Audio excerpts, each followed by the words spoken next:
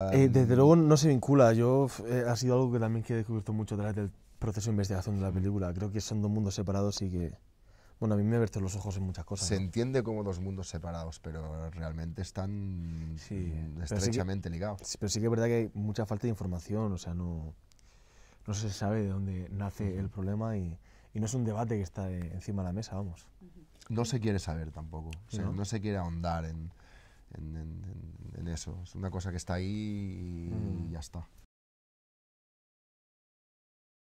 Pues con mucho ensayo, con mucho respeto hacia esta película, estos seres que la conforman, y tuvimos 5 semanas de ensayo con Lino, que es un director que trabaja mucho las capas de los personajes y fuimos construyéndolas de poco a poco. Sí, mucho en conjunto, pues Sí. aprovechando ese periodo para ir haciendo crecer el personaje. Eso es.